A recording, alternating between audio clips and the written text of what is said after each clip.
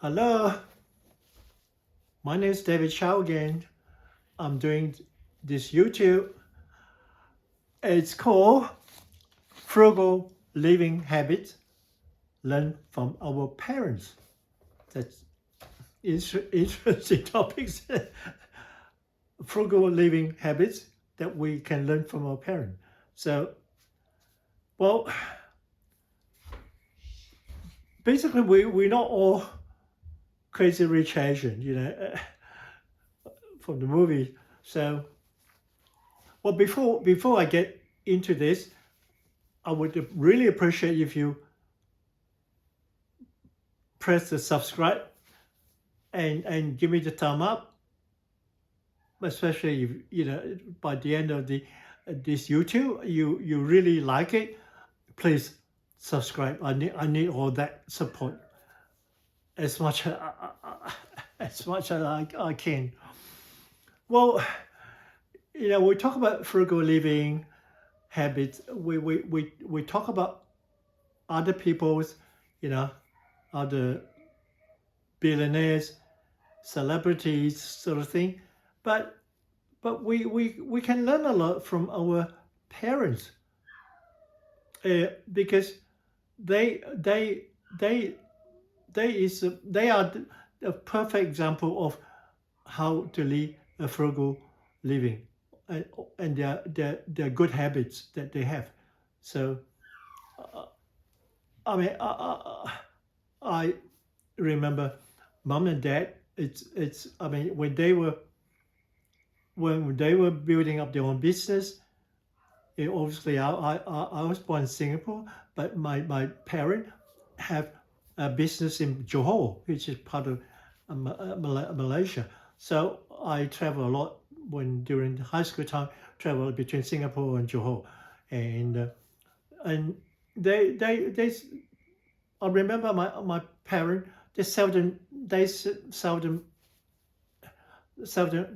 went to restaurant. Obviously, they had to prepare dinner for. Dad had three or four kind of business, in Johor. So had to cook, had to employ staff to, domestic help to cook for 20, over 20 people. My dad started with basically nothing, like a lot of immigrants, from China, and he started with one grocery, two grocery shop, and then later on he put down a grocery shop, built in the 70s, built a four-story high hotel, in a town called Mersing, So I believe at that time it was the highest building, and but they surprisingly, I mean, he was the treasurer of the local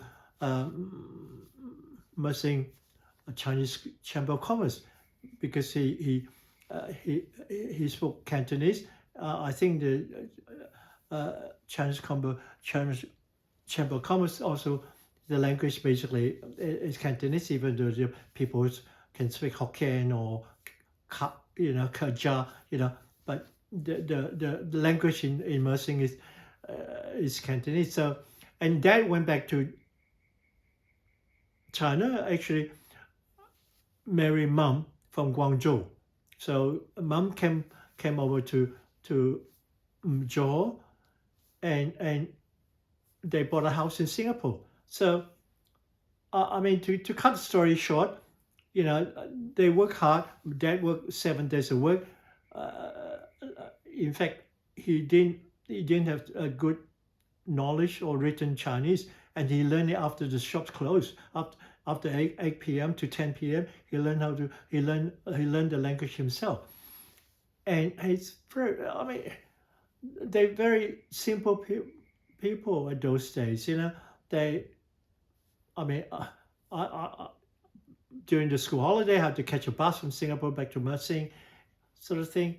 And while they established a hotel in Mersing, I had to help to register hotel guests. Some of them at those days, it's quite a lot of British servicemen, who stationed in Singapore or Johor, or they came around to Mersing for holiday. So I had to sort of help out to translate and register and all that. And that was good. But I remember that my parent, dad and mom, they didn't eat much meat. I mean, we didn't. Well, they obviously bought a lot of fish from the fish market, local markets. Mersing being a seaside town on the east coast of Malaya, so obviously seafood is pretty common.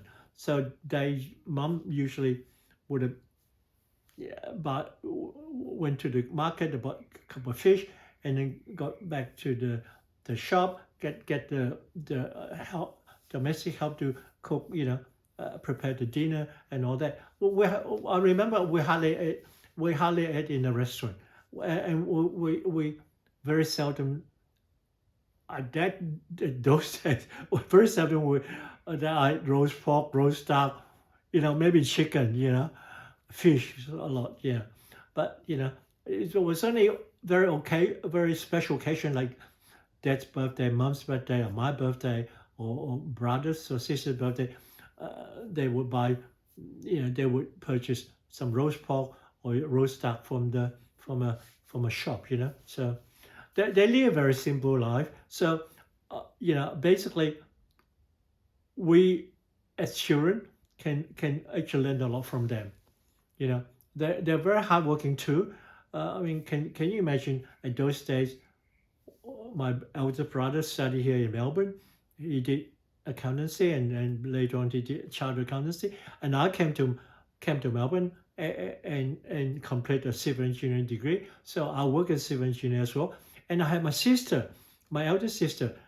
She studied at Nanyang University. Can you imagine a family, with 3 kids, all, end up studying at university? The cost will be, the pressure on my family, on my parents, are enormous. The kind of sacrifice that they had for the kids. So that is something that I really appreciate what my parents have done for me. They sacrifice, they work hard, they work 7 days of work, and they don't have any luxury, luxury habits. I don't say there's no such a thing as just, make a booking or go somewhere for holiday. No, there's no such a thing. It's only modern days, people, well-off people here in Singapore, Australia, Western saying, make a booking to Bangkok or Europe or Paris or, but in those days, people don't, I think air travel wasn't such a, people don't sort of simply, flew off somewhere for a holiday, and after, and basically, I learned a lot from my parents because they're very simple living kind of person. They led a very simple life, frugal living sort of habit. So, but after I came to Australia and studied in Melbourne, and I met another group of people, during the school time at uni here. I met people from Hong Kong. Basically, they're a student from Hong Kong. They're wealthy. They got money for some reason. I mean, some of the Hong Kong students at the uni can afford a brand new car, Fiat or a Volkswagen, a brand new, and always kind of. I remember always at, lunchtime. I always at the Chinese restaurant, and I mean, for me, well, I think after 1 year, I was kind of looking for part-time job. So I got a part-time job in the uni library, spending about 15 hours a week, stacking books on the shelf, registering people borrowing. Those days, there's no sort of not digital, basically handwritten names, stamp it, and that kind of thing. Well, the pay was good because I mean it's a university, so yeah. But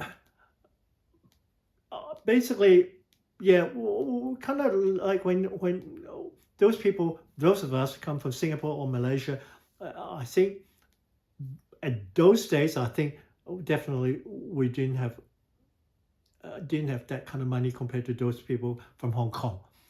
I mean, I know this guy, obviously pretty wealthy guy. He got a brand new Fiat, and for some reason, they love to go as a uni student. They at the same time they got the time and money to go and bet on the horse racing, and obviously he had a lot of girlfriends. But anyway, to cut the story short, well, he didn't actually finish his study. He went back to Hong Kong, so I never heard from him again.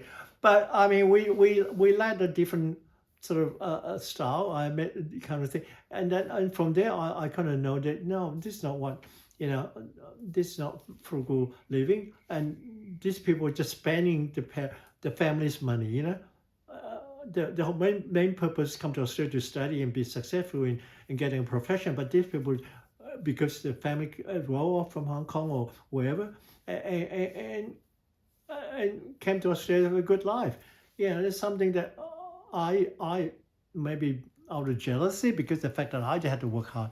I had to work during my school holiday, and so sometimes I have to work at night, because basically, my family have the 3 kids at uni.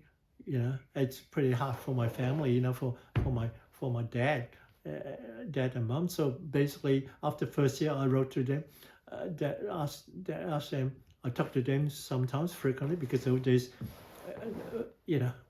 making a phone call is not so.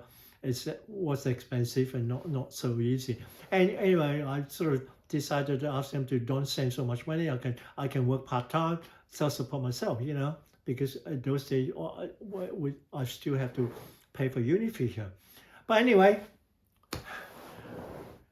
well, luckily I completed my study and worked many years as civil engineer here in Melbourne. So yeah, I'm pretty proud of myself.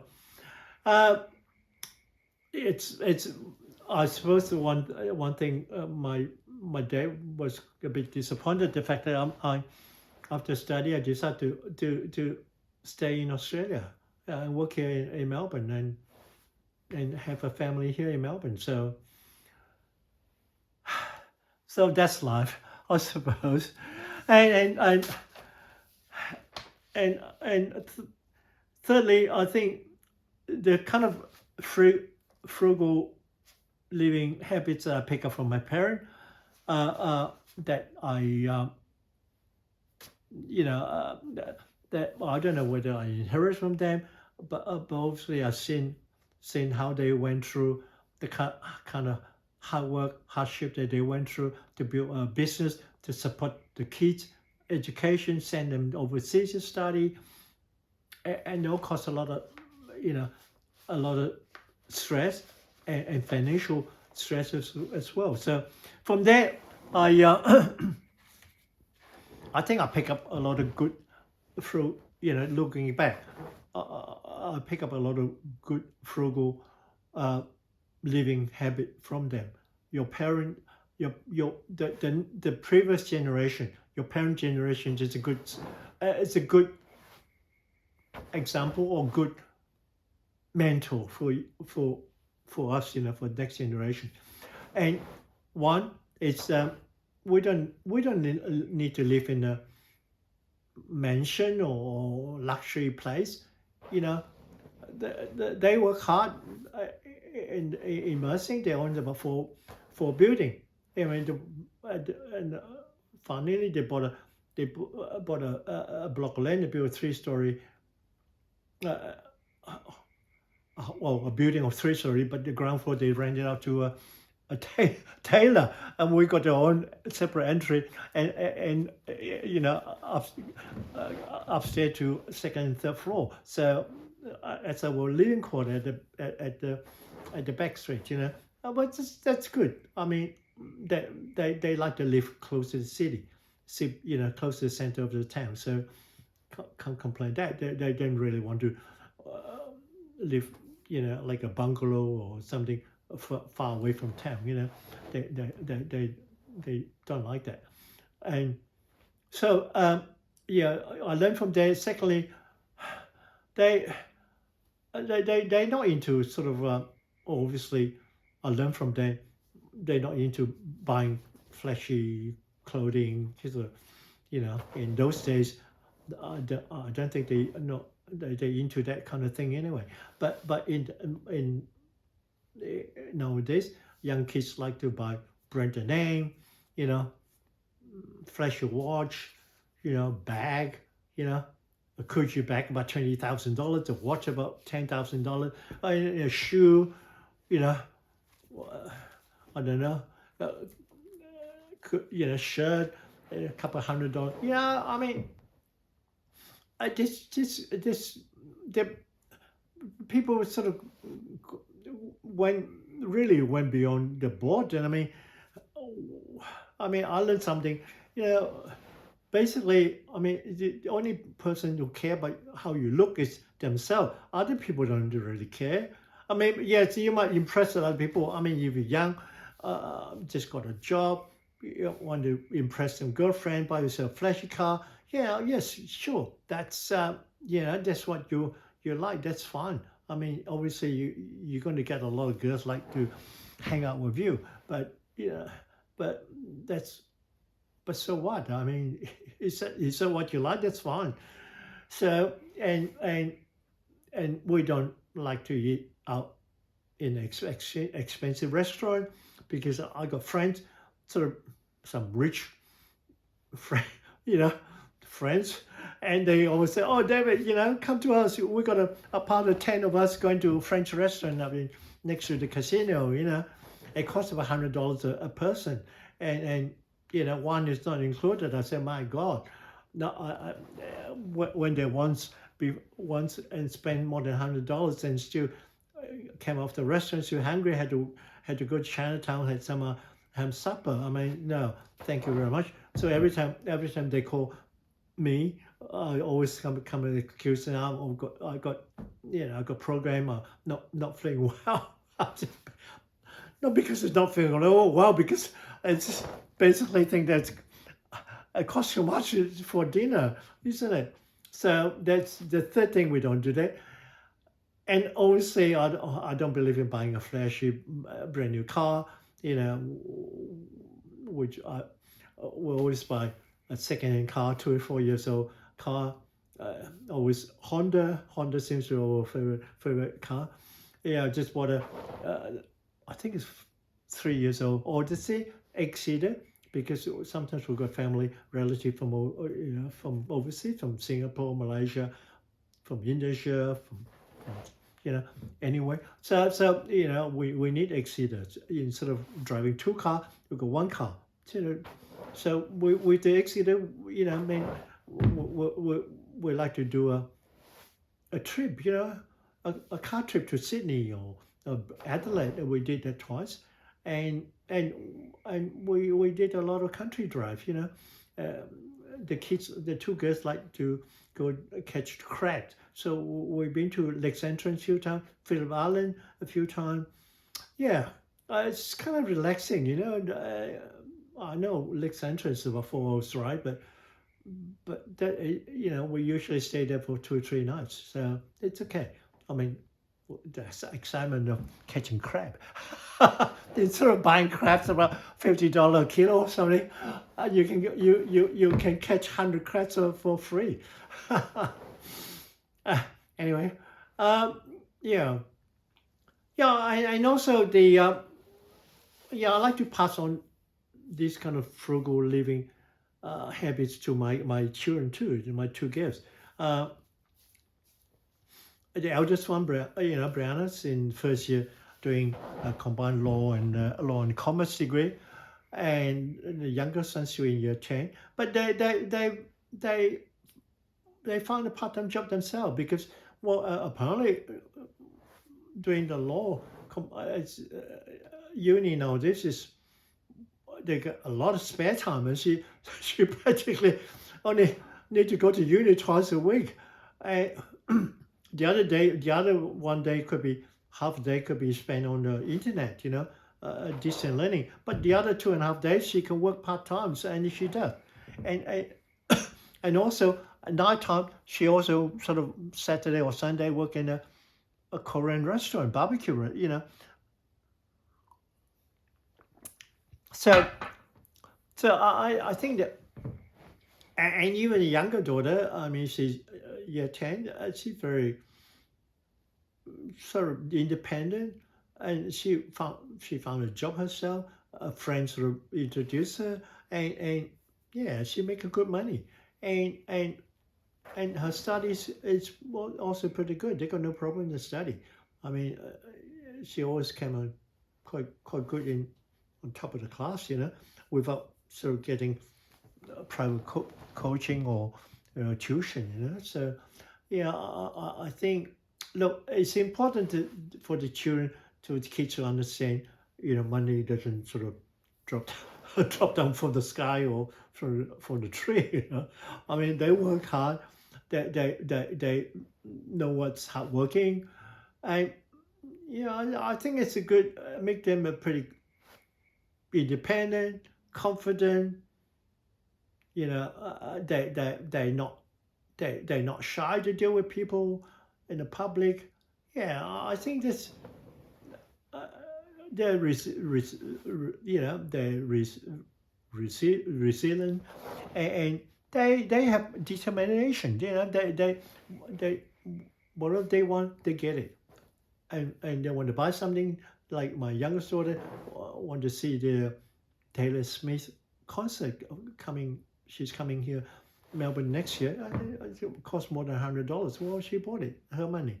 Well, I'm not stopping her to do that. She's going with some school friends of ours. So I think it's important the next generation also have this frugal sort of living habits instead of spoiled brat. Instead of just asking Dad, can I have $3,000? I want, Dad, a friend's going to Paris for holiday. Can we go there? Or a friend's got the latest iPhone 14. Can you buy me one? I mean, that's I don't even have the latest iPhone 14. So anyway, I think I talked enough. In conclusion, I think we I've written down. In conclusion, look, happiness is not always, always sort of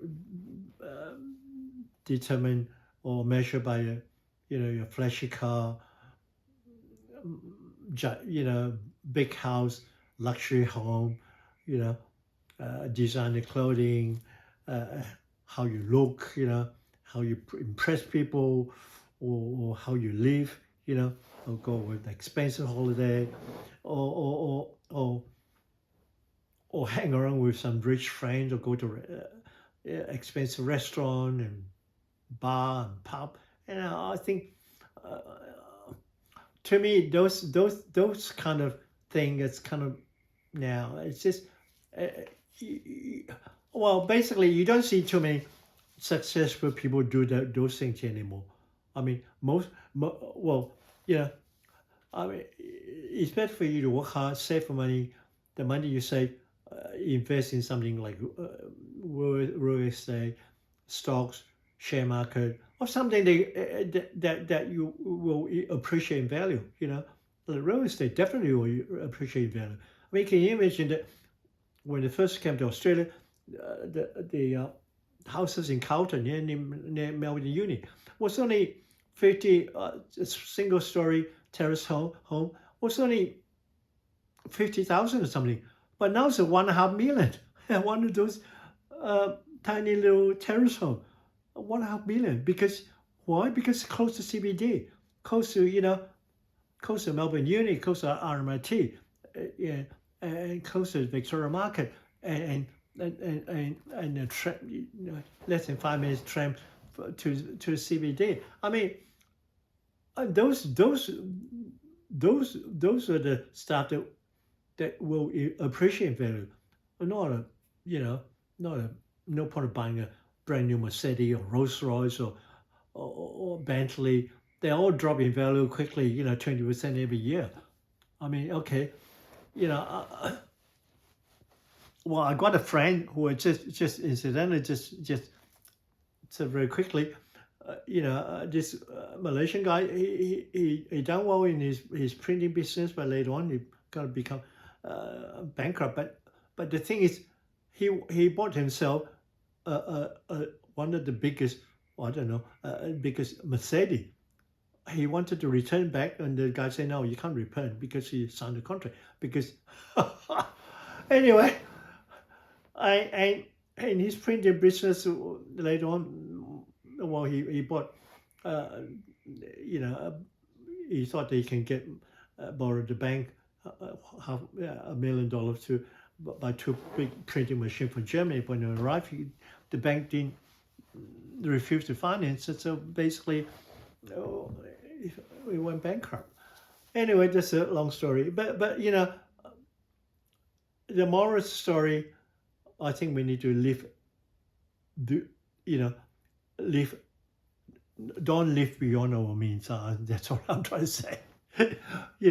Live beyond our means. Keep a low profile. I know. All these material things. You will not buy happiness. I mean, yeah, okay. It's some sort of glorification. It's glorification of your self-image. Impress people. Be saying, oh, this guy must be rich, driving a sports car.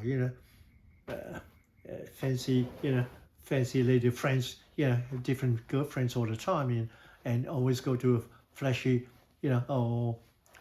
flashy restaurant, yes, and go to casino, I mean, they all. I mean, to me, what's there to be impressed? I mean, go to casino, What do you think casino owner? What do you think the casino owner owns such a big building? Obviously, they make money from people gamble there. From you for the silly people who go there and gamble. Anyway, we'll finish it. I'll just well, I did write it down just in case we forget. We live within our means to be humble and down to earth, keep a low profile, and keep some good friends, and kind to other people and helpful to other people, have empathy to those unfortunate people and willing to donate and help them. Sometimes, or if we got the resource money, look, it's good you feel good to help other people, people less fortunate than you. So it's good to donate our time and do something good for this country. I always say this wonderful country of ours, Australia. Okay. I think I was talking too long. Hopefully the next YouTube going to be more interesting. I'm going to put some pictures, drawing, instead of just me talk. Before I go, can you please, if you like what you hear today or in this YouTube, please press subscribe, because I really need more subscribers. Press a thumb up and give us some sort of encouragement, and so that I can more enthusiastic to do more, be more motivated to do more interesting content, which we can all enjoy. And well, good night, all the best. I'll finish here. We'll talk to you next time. Bye.